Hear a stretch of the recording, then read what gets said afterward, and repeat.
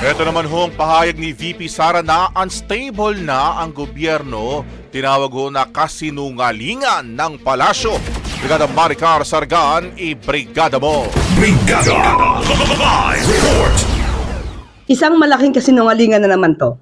Ito ang tugon ng Malacanang sa pahayag ni Vice President Sara Duterte na umano'y hindi stable ang pamahalaan at ginagamit lamang ito ng ilang opisyal para sa pansariling interes.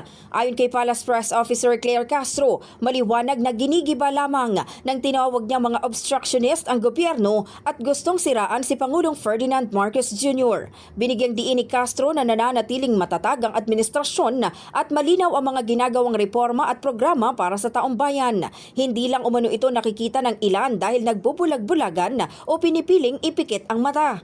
Dagdag pa niya, mismong si Pangulong Marcos ang nagpasimula ng investigasyon sa mga maanumalyang proyekto ng gobyerno, taliwas sa nakaraang administrasyon na hindi anya naglatag ng ganitong uri ng paglalantad. Giit ng Malacanang, hindi hahayaan ng punong ehekutibo na hindi matatag ang bansa at hindi na rin anya sila umaasa ng magagandang salita mula kay VP Sara. Alam natin na matatag ang ating gobyerno, ang pamahalaang ang administrasyong Marcos Jr.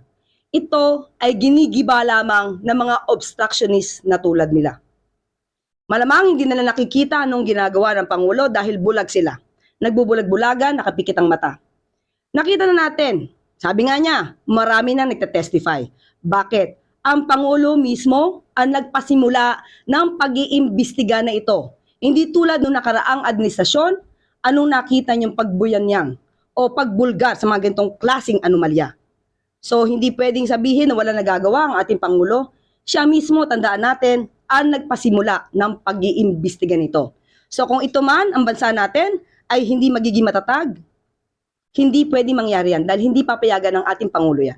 In the heart of changing lives, ako si Brigada Maricar Sargan ng 105.1 Brigada News FM Manila, The Music and News Authority. Ang bahaging ito ay hatid sa atin ng Yummyvit ES3 Syrup. Simulang tuparin ang pangarap ng iyong anak. And starting now,